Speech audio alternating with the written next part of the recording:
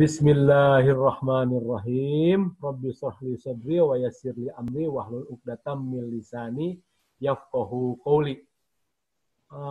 Indonesia yang hilang hari ini akan mengupas banyak seputar dunia pendidikan yang hilang. Makna terdalam dari pendidikan itu sendiri yang hilang. Sudahkah pada rel tujuan pendidikan bangsa ini? Sudahkah Kementerian Pendidikan, sudahkah pendidikan di kita selama 20 tahun khususnya di masa reformasi ini, dari mulai anggarannya, sumber daya manusianya, masyarakatnya, sudahkah menuju satu titik mencerdaskan kehidupan bangsa? Kita akan mengupas tuntas itu bersama besar ilmu statistik, bahkan banyak dihadirkan di forum-forum internasional. Ini Pak Asep ini dari Garut, dari IPB, dari dunia statistik untuk sumbangannya untuk dunia bahkan. Beliau banyak hadir, banyak dihadirkan di forum-forum internasional untuk ilmu-ilmu statistik, baik itu karena statistik ini merupakan satu wadah baki begitu ya.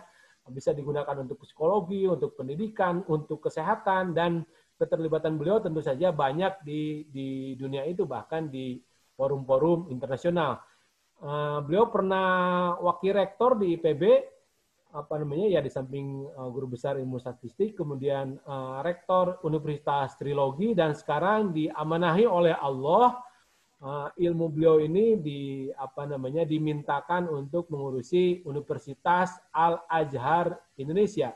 Nah, sekali lagi kita akan dengarkan apa itu pendidikan. Menurut nilai-nilai Indonesia, menurut dunia santri lah, menurut santri, karena Pak Profesor Dr. Asep Saifuddin ini adalah aktivis masjid. Saya tidak sementara itu ya, Profesor.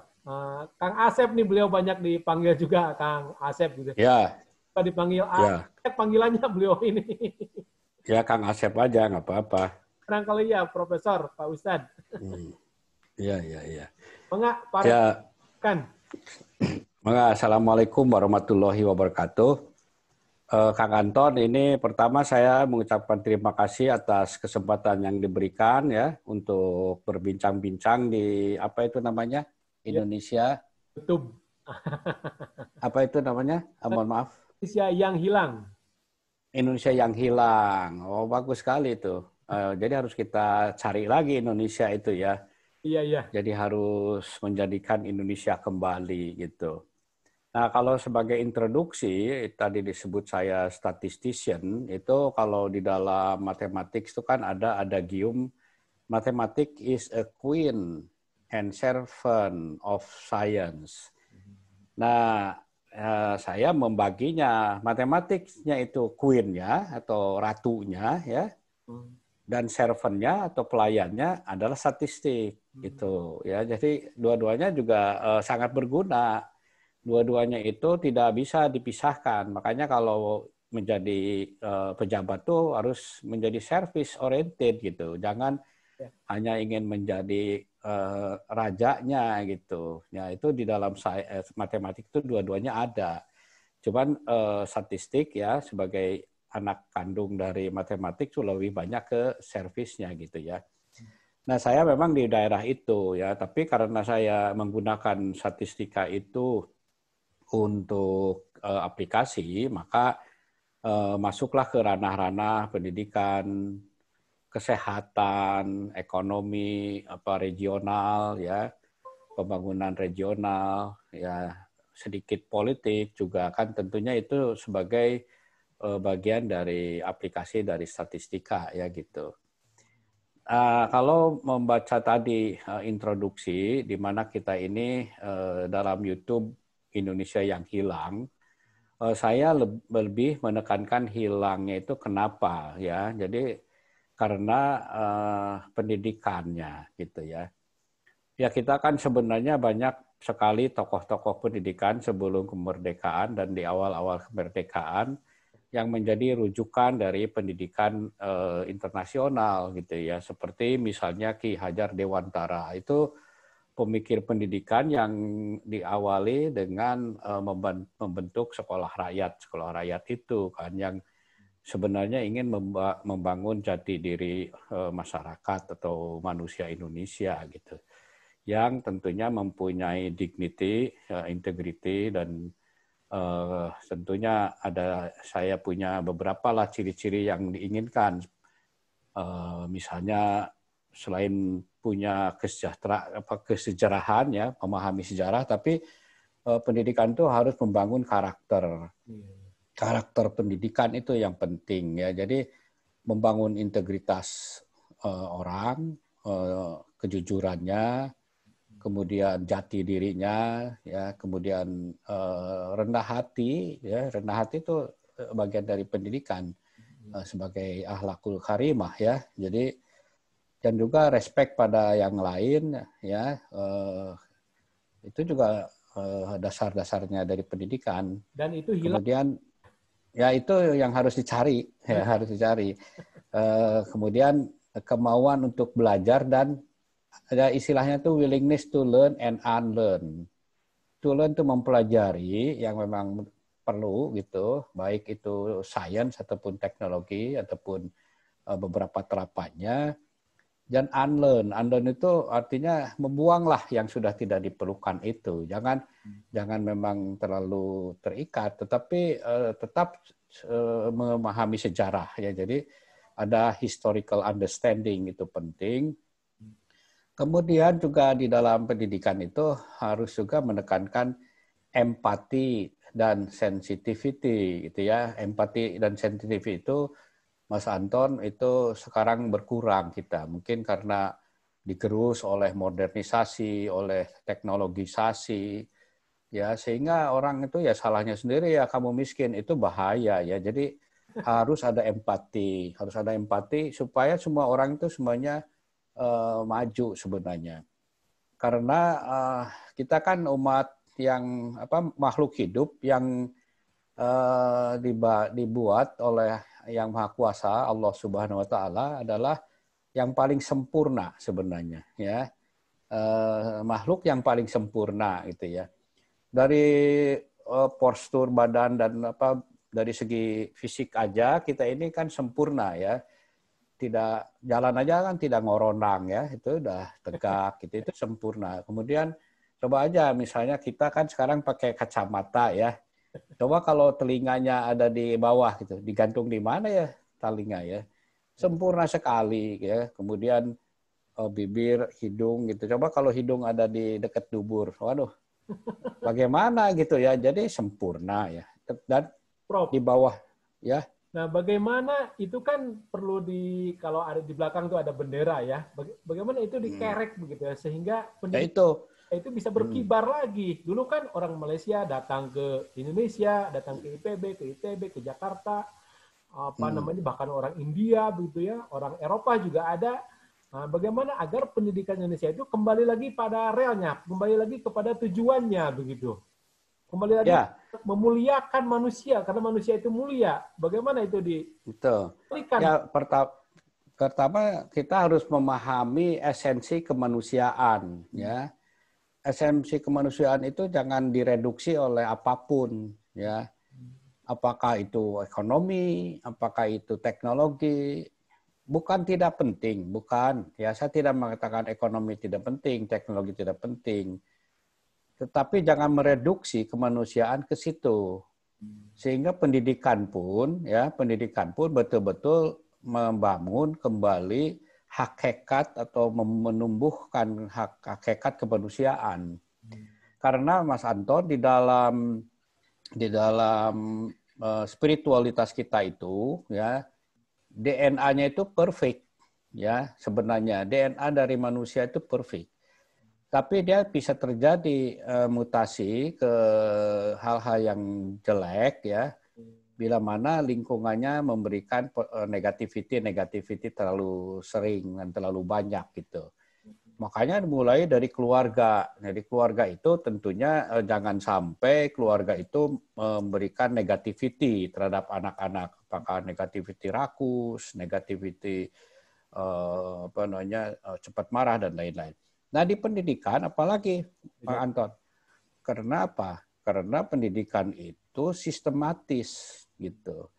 Kan orang itu masuk ke dunia pendidikan itu kan tentunya ada waktu-waktunya kan, tersistem. Nah kalau semuanya itu tersistem, maka akan masuknya pun akan teratur, sehingga kalau masuk yang teratur itu negatif, bahaya gitu ya. Kalau yang masuk yang teratur itu positif, maka itu bagus, berkembanglah dia gitu. Nah dulu ketika awal-awal kemerdekaan dan bahkan sebelumnya, memang yang dibangun adalah manusianya. Kita bukan soal membangun ekonominya, dan malah setelah itu dia bisa membangun ekonomi gitu kan. Tetapi yang dibangun manusianya. Jadi sehingga pada saat sebelum kemerdekaan kan kita punya dignity nasionalisme, karena kan kemanusiaannya yang dibangun. Maka ada punya keinginan agar merdeka kan gitu. Itu kan bukan pekerjaan mudah untuk memerdekakan sebuah negara kalau tidak mempunyai jati diri bangsa yang dibangun oleh manusianya, itu nggak mudah ya. Itu berhasil kita karena kemerdekaan kita ini kan bukan diberikan ya, Direbut. bukan, tetapi direbut ya. Nah itu berarti sudah berhasil. Nah, kelanjutan dari keberhasilan itu yang terganggu lah sedikit ya, sedikit banyak terganggu. Nah, sayangnya memang tidak dikembalikan kepada esensi kemanusiaannya. Memang pada tahun 50-an, 60-an sampai 70, 80 awal lah, efek dari pembinaan manusianya melalui sistem pendidikan kita itu masih positif. Sehingga Malaysia tahun 68 mulainya ya mengirimkan secara masif untuk sekolah di Indonesia gitu. Tahun 60-an secara masif mengundang para guru ke sana kan. Jadi memang punya plan mereka. Mengapa memilih Indonesia? Karena itu Indonesia punya jati diri yang cukup baik, kebudayaannya cukup baik ya, kemudian juga sistemnya juga cukup baik. Ya, diakuin oleh Menteri Pendidikan saat itu, yaitu Dr. Mahathir Muhammad ya. Nah, akhirnya pada ke sini. Tetapi kenapa berikutnya tidak? Tapi itu kan yang namanya model itu ya, bila tidak di-maintain ya, layu terus gitu.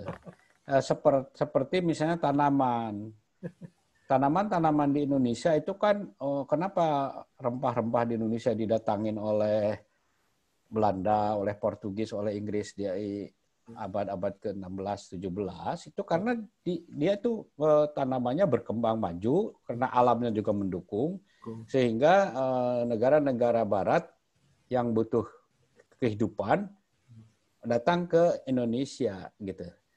Nah, itu tanaman itu tebu misalnya untuk gula. Kita kan juara dunia tahun 20-an ya. Kemudian juga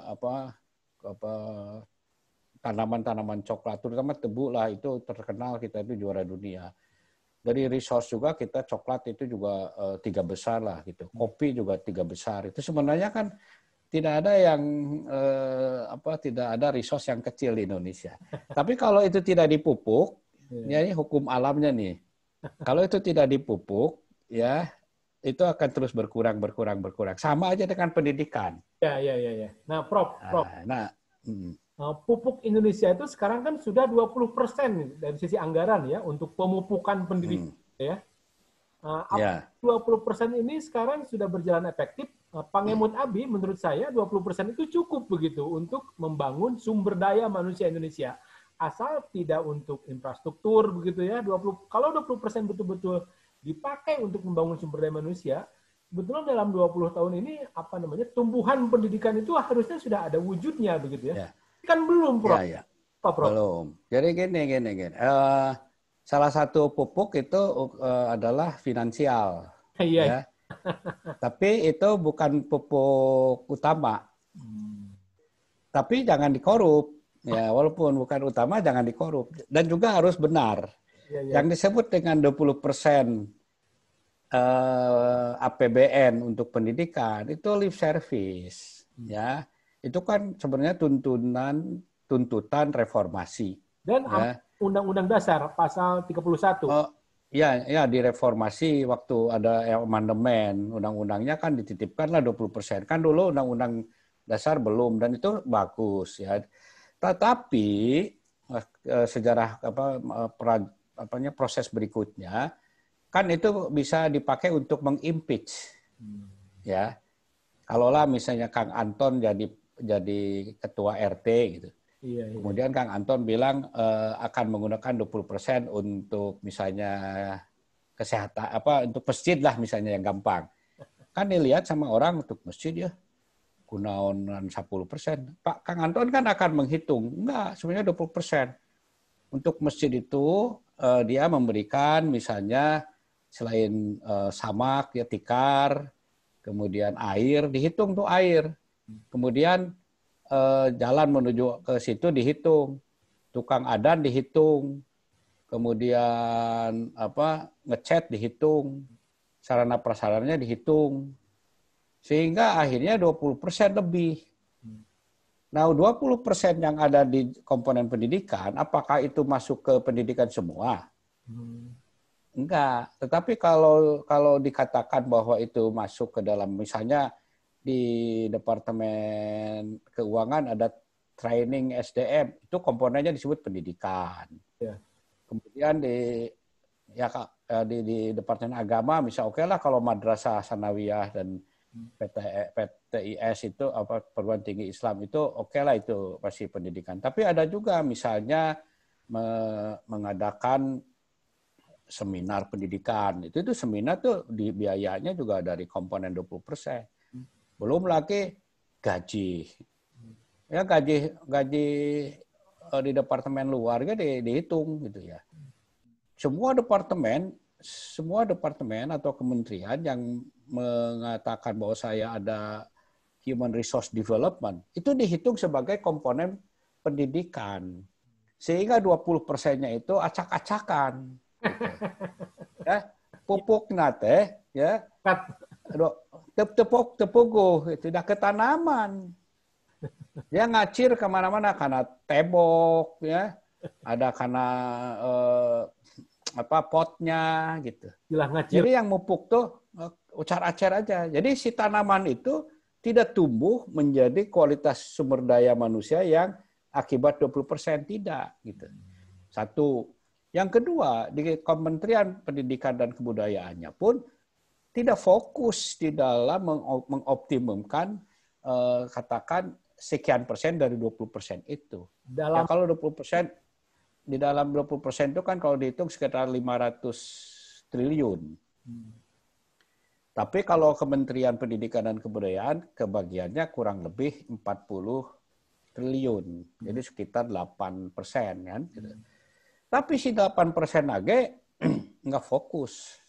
Jadi untuk apa? Jadi pemikiran berbasis proyek itu sangat kuat di negara ini. Di mana kalau proyek itu kan yang penting uang di spending, dipergunakan, dipakai. Outputnya apa? Kumangke, nggak ada. Boro-boro outcome. Ngeri ini. Outputnya aja nggak ada. Jadi yang penting mah udah dikeluarkan aja uang. Nah, kalau hanya itu indikatornya bisa tersedot itu 20%. Tapi outputnya katakan kualitas dari sekolah gitu makin baik, nggak ada kan. Hare-hare wae kan sekolah diberi kebebasan yang tidak jelas. Tidak jelas. Prof, mau kemana? Ya. Kalimat tidak jelas ini benar begitu. Mestinya saya membayangkan Mendiknas ini, bahkan Pak Presidennya menjadikan Mendiknas ini sebagai jenderalnya begitu ya. Jenderal walaupun tadi anggarannya bacecer di mana-mana, ada di Kementerian Keuangan, di Kementerian Kehakiman. Mestinya kalau Pak Menterinya hadir sebagai jenderal, menggiring semua anggaran yang ada terlanjur ada di berbagai departemen yang 12% itu tadi, begitu 8%-nya kan di Mendiknas, 12%-nya bacecer di mana-mana begitu ya. Nah ini kan mestinya difokuskan begitu. Jadi ada semacam panduan nasional, ada panduan besar, ada rel besar begitu, di mana bolehlah ada di departemen lain gitu. Tapi relnya ada gitu, relnya sama begitu. Yang tidak ada kan tujuan bersamanya ini barangkali begitu, Prof. Enggak, kita kan terkenal sebagai negara dengan egosentris, egosektoral yang sangat berlebihan. Berlebihan. Egosektoral itu juga ditambah bumbu miskoordinasi. Ya sudah egosektoral, sudah miskoordinasi, ya semakin tepararuh aja, semakin acak-acakan gitu. Jadi memang betul sebaiknya Minister of Education itu adalah senior minister. Saya sebut senior minister bukan berarti harus tua, bukan. Tapi secara legislasi dia powerful, ya setara dengan kekuatannya perdana menteri lah gitu ya. Kalau sekarang ministernya itu udah bukan senior minister, ya kalau soal muda ini ya itu oke lah, itu soal muda relatif lah, itu bagus-bagus saja. Tapi kalau dia tidak punya dignity yang bisa membangkitkan afirmatif kepada pendidikan, ya dia nggak akan mendapat respect ya dari kementerian lainnya. Itu gitu ya, sehingga ya itu urusan kamu gitu. Nah, kalau sekarang dia mempunyai, kalau secara kelembagaan dia senior minister, seperti halnya katakan di Malaysia aja, siapa coba yang jadi Perdana Menteri? Misalnya Mahathir Mohamad, itu kan mantan Menteri Pendidikan. Ada penghargaan. Siapa? Anwar Ibrahim, itu kan Menteri Pendidikan sebelumnya. Abdullah Badawi, itu kan Menteri Pendidikan sebelumnya. Jadi memang kalau mau menjadi Perdana Menteri itu sudah harus bisa menguasai di pendidikan, harus mampu di SDM-nya gitu. Jadi di kita kan tepuguh, mau jadi Menteri Pendidikan gitu ya. Ya udah mulai tepuguh setelah reformasi Komodo. Tepuguh lah. Akhirnya dia tidak punya dignity, ya. Kalau tidak punya dignity, maka respect dari menteri-menteri juga kurang. Ya. Presiden juga tidak menaikkan dignity menteri pendidikan. Ya, terlalu pragmatis gitu ya. Nah sekarang apakah akan ada yang tadi integrity, kemudian honesty, dignity dan lain-lain yang dikaitkan dengan dasar dari kemanusiaan itu? Apakah terpikirkan oleh Menteri Pendidikan dan Kebudayaan? Saya agak pesimis gitu. Kenapa? Karena terjebak pada disrupsi teknologi. Ya, seolah-olah itulah the best choice. Padahal itu kan efek, ya. Disrupsi atau inovasi itu efek dari human dignity. Human dignity yang mempunyai imajinasi kuat, spiritualitasnya kuat, ya, sehingga orangnya inovatif kan, karena dia berpikirnya kuat gitu. Jadi pemikirannya kuat, ya. Maka akan lahirnya inovasi-inovasi. Jadi tidak dibalik gitu, tidak dibalik mana efek mana penyebab. Kita harus tahu dulu penyebabnya gitu.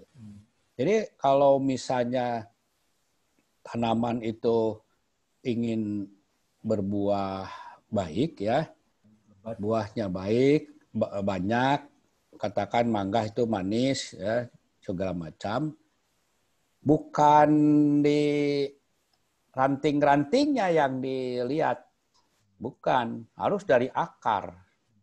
Ya, dari akar. Pertama yang disebut akar itu sumber dari tanamannya itu kan gitu. Kemudian ada tanahnya sebagai lingkungan kan, ekosistem. Jadi di sini ekosistem pendidikan itu tanahnya. Kemudian pemupukannya, kulturnya kan gitu. Maka dia berkembang, maka produktivitasnya akan baik. Jadi bukan di produksi jelek, tapi itu dikokoreh di luhur gitu. Tapi akar persoalannya tidak. Jadi kalau yang di atas namanya pragmatisme.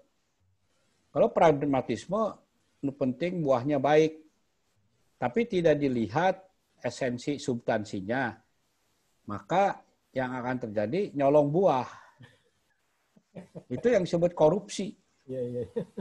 Kalau korupsi nyolong buah. Jadi ngaku we ya buah teh ya apa buahnya ulang arus ya gitu. Padahal hasil colongan kan bahaya. Bayangkan kalau itu terjadi di dalam dunia pendidikan. Ya, yang mestinya long term menjadi short term.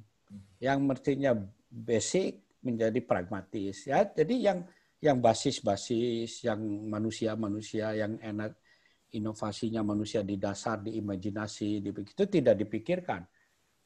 Tapi berharap menjadi inovatif. Dari mana datangnya inovatif? Kalau ekosistemnya tidak dibangun. Kalau kulturnya juga tidak dibangun. Basic kulturnya yaitu di ekosistem di tanahnya, kemudian di pemupukan, di lingkungannya, sehingga tanaman itu tumbuh, itu tidak dibangun. Kekeh orang ingin produktif, bagus. Kan nggak logik gitu. Mana akar, penyebab, mana efek. Kita tidak pernah bahas itu. Sehingga programnya dari dulu, termasuk sekarang juga, fragmented, terpotong-potong, sepotong-sepotong. Nah, makanya saya pernah mengusulkan sewaktu 2019 ketika ramai-ramai presiden pemilihan, gitu ya, siapapun yang presiden, saya bilang Minister of Education harus senior minister. Jangan diterjemahkan senior minister itu kolot, ya, milenial apa kolonial, itu bukan, tapi mateng.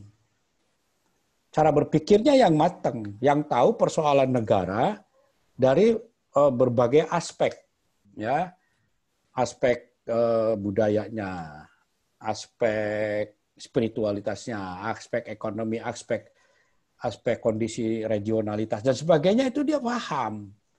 Sehingga dia mempunyai pemikiran-pemikiran yang menteri yang lainnya tuh ada wow efek, wow gitu. Hebat sih ini. Tapi kalau terlalu parsial, ya, yang parsial itu tidak jelek, tapi dia terpotong dengan esensi di belakangnya. Ini tidak berarti jelek nih yang namanya partiality, disrupsi teknologi itu tidak berarti. Tapi kalau ini aja, kita akan terus-terusan terdisrupsi oleh negara lain, udah pasti. Walaupun sekarang programnya supaya terjadi inovasi di Indonesia, tetapi akar tidak pernah dipikirkan. Sehingga kalau Kang Anton mesti sabar di dalam dunia pendidikan, seperti halnya yang dilakukan oleh Finlandia. Finlandia kan tahun 50-an itu kan bukan negara maju, bukan negara yang bagus pendidikannya, bukan. Tapi tahun 60 itu ada yang namanya Act on Education atau Akta Pendidikan yang diberikan kewenangan penuh kepada Dewan Pendidikan yang tidak bisa terinfiltrasi atau tidak bisa dimasukin, diganggu oleh political party. Lanjut, gitu. Prof. Lanjut ke berkaca ke Finlandia. Terus lanjut, Prof. Ya, jadi kalau di sana pada tahun 60 awal itu ada akta itu yang intinya bagaimana membangun human resource di sana sampai maju ke depan tanpa diganggu oleh political party. Mengapa tidak diganggu oleh political party? Karena politik itu short term. Orientasi politik itu short term. Sepanjang kekuasaannya aja, itu political mindset. Saya tidak mengatakan salah, tapi itu memang political mindset itu short term. Tetapi education long term. Kalau yang long term dikalahkan oleh yang short term, hancur sudah. Karena kan yang long term kan output dan outcome-nya tidak bisa dilihat 1, 2 tahun, 5 tahun yang pertama, enggak. Tapi udah 10 tahun paling cepat, nanti 20 tahun, 100 tahun bahkan. Baguslah negara itu. Kayak Finlandia kan baru kelihatannya tahun 2000-an. Dari tahun 60, akta pendidikan dibuat. Berarti 40 tahun. 40 tahun berarti. Tapi dia sabar gitu. Nah, kalau nggak sabar, maka diganggu oleh political party yang secara mindset itu short term. Kalau short term mengganggu long term, ya kita bisa tahu sendiri lah ya, pastilah itu terganggu karena banyak sekali yang long term itu kan sesuatu yang sifatnya jangka panjang, yang indikatornya juga baru ketahuan nanti puluhan tahun ke depan, kemudian diperlukan stabilitas. Nah, kalau political party, political mindset, tidak ada pemikiran stabilitas. Yang penting saya menang. Ya, jadi kalau di mana-mana di otonomi daerah, misalnya bupati, wali kota, presiden. Ini untuk Indonesia saat ini ya. Iya, sekarang ini. Dulu aja ada GBHN yang garis-garis besar haluan negara 25 tahun, karena tidak disiplin ya gitu juga. Tapi itu tetap masih lebih baik daripada sekedar visi orang, visi partai. Nah, terlepas dari itu, mestinya pendidikan dilepaskan dari investasi kepentingan partai. Lepas aja, lepas. Jadi body sendiri yang nanti assignment jadi menterinya itu presiden misalnya menerima si ini yang memang bukan ada aliansi partai, tidak ada aliansi, tapi dia mempunyai ciri-ciri tadi, integrity, honesty, dignity, humbleness, respect other, yang basis kepada manusiaannya, selain tentunya future thinking dan sebagainya, tambah lagi tentunya ability to manage ya, itu nanti para dirjennya harus ikut dalam ability to manage ya, dan menterinya harus willingness to listen ya, jangan sampai menteri menganggap lu pegawai gua, itu nggak bisa. Jadi harus willingness to listen sehingga holistik pendekatannya. Nah, presiden terima itu. Nah, pada saat ini agak terganggu. Walaupun tadinya saya berharap dengan pemilihan tidak ada aliansi seperti yang sekarang ini, Mas Nadiem, itu saya berharap. Karena apa? Karena dia tidak punya aliansi politik, tidak punya aliansi dengan organisasi. Awalnya saya berharap. Tapi dia ternyata bukan tipe yang kenal sejarah. Ya. Itu juga penting. Ya, jadi pemahaman terhadap sejarah itu penting. Dan itu diperlukan experience ya yang cukup panjang gitu ya, tidak otomatis gitu berhasil di suatu industri cocok jadi menteri gitu. Itu waduh rada riskan gitu. Riskan benar. Ya, walaupun saya mestinya Pak Nadiem ini, Mas Nadiem ini termasuk mestinya beliau ini mengenal makna terdalam dari pendidikan berikut strateginya ya. Iya, dan kalaulah dia tidak mengenal, dia harus willing to hear, to listen. Mendengar. Ya, mendengarnya itu katakan di 1-2 bulan pertama itu dia mendengar para pemikir pendidikan. Ya, bukan birokrat pendidikan, bukan. Para pemikir pendidikan yang adanya di kampus, di sekolah, mungkin juga ada di community lain yang katakan ada 20-30 orang, diserap aja dulu. Oh, ini pemikiran-pemikiran pendidikannya dari sejarahnya demikian, dari ahli political education demikian, kemudian education and economy demikian. Jadi dia catat aja dulu. Jadi bukan dia berhubung waktu maka itu mah orang nggak bisa itu kasar nama. Jangan, itu awal-awal kan kita diundang tuh sebagai forum rektor, tapi saya tidak mendapatkan suatu insepsi ya yang mendalam dari seorang Nadiem. Ini saya terus terang aja itu, waduh kok begini ya. Walaupun saya termasuk ketika ada gagasan kampus merdeka, saya oke lah itu. Saya ada beberapa yang baru, tapi tidak berarti dia sudah punya konsep di dalam esensi pendidikannya itu kuat, itu tidak. Saya tidak mendapatkan itu. Dia bagus untuk disrupsi teknologi ya, untuk ekonomi disrupsi dengan ojek online itu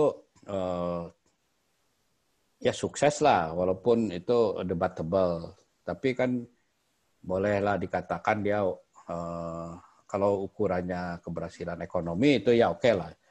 Tapi pendidikan kan tidak hanya keberhasilan ekonomi, apalagi jadi menteri.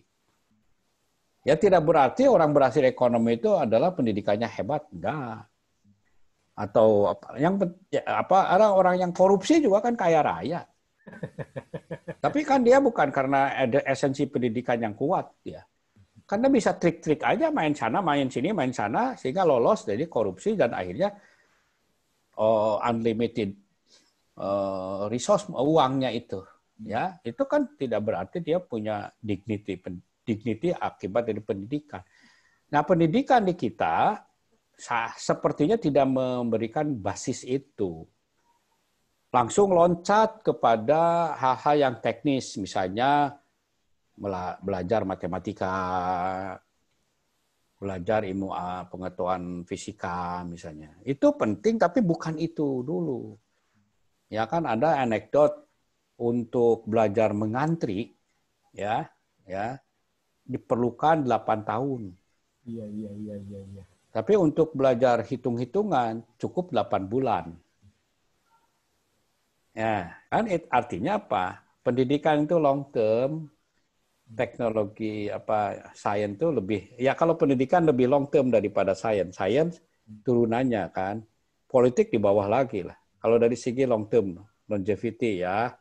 Tapi kalau sains itu akibat dari kekuatan pendidikan. Jadi akan kedongkrak sains itu. Teknologi juga akan kedongkrak bila pendidikannya kuat, ya. Karena pendidikan yang kuat akan membangun manusia yang kuat, yang imajinatif, yang inovatif, yang kolaboratif, yang kreatif. Maka lahirlah sains. Ya. Itu dilahirkan oleh sistem pendidikan yang tidak terlalu birokratif, tidak terlalu administratif. Itu yang akan melahirkan ekosistem pendidikan yang baik gitu. Maka lahirlah orang-orang yang imajinatif, inovatif, kreatif, kolaboratif gitu. Itu diperlukan untuk disrupsi teknologi ya. Disrupsi teknologi. Tapi kalau ingin langsung disrupsi teknologi, komponen humanity-nya hilang, ya omong kosong nih gitu. Bangkrut ya. Sekarang yang dikejar mikirnya IQ. IQ tidak memberikan nilai banyak. Di dalam hal keberhasilan manusia juga sebenarnya IQ itu mungkin hanya sekitar 18-20% aja. Sisanya non IQ, sisanya ada SQ. 18% itu statistik nih ya. Ya dari hasil riset berbagai lembaga di dalam keberhasilan orang ya. Coba ditelusuri keberhasilan orang. Itu kan banyak orang yang sebenarnya biasa aja IQ-nya. Tapi dia orangnya pekerja keras. Orangnya willing to learn kan. Orangnya kolaboratif. Orangnya imajinatif. IQ-nya biasa. Nah, terus di dalam ranking siapa yang sukses, itu urutannya IQ ke-21. Yang urutan pertamanya itu apa? Kejujuran. Integritas. Kejujuran. Di daerah integritas, di daerah hal yang sifatnya esensi. Nah, itu yang harus dikembangkan. 10 besar pertamanya harus dikembangkan. Jadi integritas, kejujuran, dignity, rendah hati, menghormati orang, keinginan untuk belajar, memahami sejarah, empati, sensitif, comprehensive thinking, keterbukaan. Itu yang harus dibangun menjadi dalam komponen pendidikan. Jadi guru juga harus paham ke situ. Nah, sekarang kalau guru dimasukkan sebagai profesi, ya itu juga terlalu loncat. Karena kalau profesi, itu kan cari duit. Guru itu jangan nyari duit, tapi guru harus sudah punya basis kebutuhan primer dan sekunder yang diberikan oleh negara. Di situ 20% main. Di situ semuanya 20% itu main. Tapi kalau sekarang guru adalah profesi, ya, dan sertifikat profesi guru atau juga dosen ya, serdos atau itu, kadang-kadang kan dia menghalalkan cara, gitu. Ya, suruh bikin paper, bisa saja papernya niron, ya, hasil dari orang lain. Yang penting orang naik supaya dapat sertifikat. Bahaya, dia mengorbankan yang esensi kemanusiaannya untuk hal-hal yang sifatnya superficial, yaitu tambahan ekonomi. Makanya kalau jadi guru itu ya harus awalnya ya pemerintah, negara harus memberikan basis dari kebutuhan primer dan sekundernya itu 100%. Ya kalau dihitung berapa gitu. Kalau di Garut berapa? Misalnya 100% di Garut itu katakan misalnya 6 juta gitu. Jadi guru SD itu 6 juta sudah. Urusin tak barudak. Hari ayo namanya misalkan kebutuhan yang primer sekunder itu 6 juta. Terus menangna manena suara 2 juta misalnya. 4 jutanya kan cari kemana-mana. Kan mengorbankan pendidikan. Barudak tadi urus gitu. Nah, yang gitu-gitu tidak ada di kita ini. Punten aja. Jadi kenapa zaman dulu bisa? Zaman dulu masih melakukan ikut dari konsep-konsep Ki Hajar Dewantara sampai tahun 80-an awal itu kan kita masih guru ini kan benar-benar digugu dan ditiru. Ya. Setelah reformasi tidak ada itu istilah guru itu adalah gugu dan ditiru. Ya sarua we mana profesi juga gitu. Ya mendingan jadi profesi dokter, mendingan jadi profesi insinyur. Ya sarua gitu. Padahal guru itu sebenarnya adalah bukan profesi, di atasnya profesi lah dia. Guru itu. Bagi umat Islam, bagi makhluk Pancasilais, guru itu kan menjadi guru kan kewajiban ya, bukan profesi kan ya. Nah, betul. Pesan guru itu adalah kewajiban seperti hanya seorang dai, seorang pendai, seorang dakwah begitu. Tapi tetap ada penghargaan ya buat para guru. Ya. Ya. Iya, jadi kan ya gini, guru sendiri kan tidak menuntut apa-apa. Tapi dia melakukan suatu servis kepada student, mahasiswa atau siswa dengan kesungguhan. Ya, dedikasinya yang diberikan. Tapi pemerintah, negara ya jangan anggap lu kan tidak nuntut apa-apa. Lu kerja aja. Lalu terus makan gimana? Itu lain. Jadi di dalam sistem manajemen, guru itu dihitung berapa kebutuhan primer dan sekundernya lah, termasuk misalnya sekolahnya anaknya, kesehatan anaknya dihitung. Perumahannya. Katakan itu sekian rupiah. Itu yang harus dipegang. Masukkan itu ke dalam 20%. Titik itu yang dituju ya. Sekarang kan kalau dari mana uangnya? Dari mana uangnya gaji BUMN aja 800 juta bisa. Temdiem atau kalau ada rapat akhir tahun dari BUMN itu komisaris dapat 10 miliar bisa gitu. Kan negara-negara orang keneh, jadi kuduna disimpan di dalam suatu komponen ini demi 20% aja untuk guru. Sehingga guru tidak lagi mencari-cari sisanya. Betul-betul dia full ya kepada murid ya. Kalau sekarang guru itu kelaparan, bagaimana ngajar barudak? Ya, akhirnya kan barudak dicarekan ya. Pak Rektor. Ya, gimana? Mungkin ke depan mesti ada bagian dari Indonesia yang hilang itu subtemanya guru yang hilang ya. Iya, haruslah dituliskan. Jadi mencari guru yang esensial karena guru yang hilang kan. Gimana nih? Terakhir, Prof. Jadi kita, sebelum nanti ke depan saya minta kesediaannya lagi Pak Rektor membahas guru yang hilang. Terakhir kembali kepada dunia pendidikan yang hilang. Apa namanya? Ada closing statement kami nantikan nih dari Pak Rektor. Monggo Pak Rektor. Oke. Jadi saya berharap kembalikanlah pendidikan ini ke esensi kemanusiaannya. Ya, kembalikanlah ke situ. Sehingga lembaga pendidikan adalah sebuah ekosistem yang membangun nilai-nilai kemanusiaan yang hakiki. Itu ya di tingkat TK, SD, SMP. Nah, selanjutnya memang ada unsur sains dan teknologi itu baru di tingkat SMP sebagian, SMA. Ada komponennya. Tapi esensi pendidikannya sendiri sebenarnya tetap diberikan di tingkat SD, SMP, SMA itu adalah esensi pendidikan. Sains dan teknologi itu adalah buah dari tingkat tingginya seseorang memahami esensi pendidikan. Ya, jadi ke perguruan tinggi udah mudah.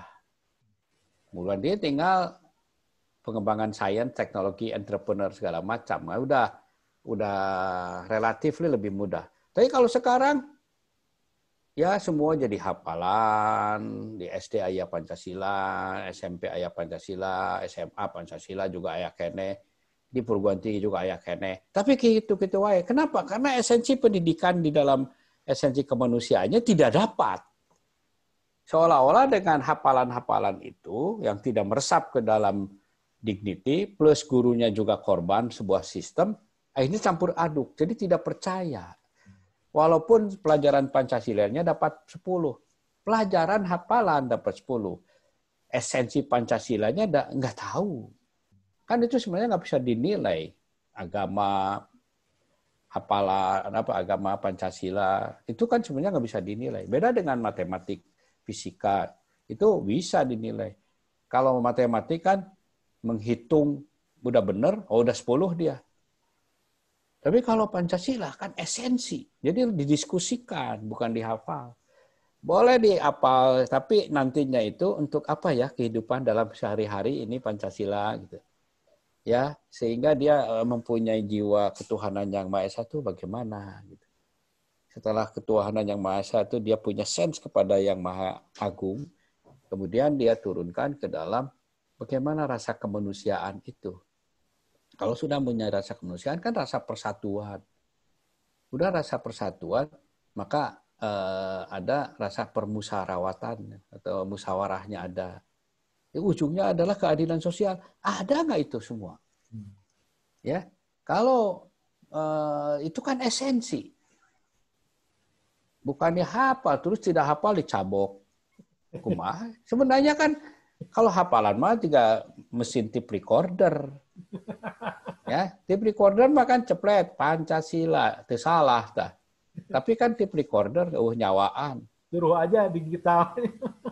Iya, kalau itu kan, jadi ya Pancasila itu penting. Tapi how to understand Pancasila itu yang tingkat SD bagaimana caranya bermasyarakat kan tentunya kan ada level-levelnya kan tidak bisa anak SD langsung disuruh masyarakat bikinlah organisasi ya lah budak letik itu nggak bisa tapi kan ayo kita membuat misalnya tanaman bareng kan, ya kamu nanam itu kacang-kacangan, nanti kamu tugasnya menyiram. Minggu depan dicek lagi yuk. Nah, itu Pancasila, terus nanti diterangkan bahwa ini kenapa bisa tumbuh gitu ya. Ya dari segi, ini karena ada kebutuhan air dan itu nggak usah terlalu saintifik kalau di tingkat SD tentunya, tapi dia bisa merasakan, ada Tuhan ya di situ. Dihadirkan. Ya, iya. Nah itu pendidikan. Jadi itu yang ingin saya titipkan di closing statement saya di situ. Kembalikan pendidikan di esensinya, di esensi kemanusiaannya. Itu Kang Anton, Sementawisma. Luar biasa. Atur nuhun, Prof. Nuhun sama-sama. Selamat. Ya, saya next waktu lagi ya. Ya, ya. Bangga. Assalamualaikum warahmatullahi wabarakatuh. Waalaikumsalam warahmatullahi wabarakatuh.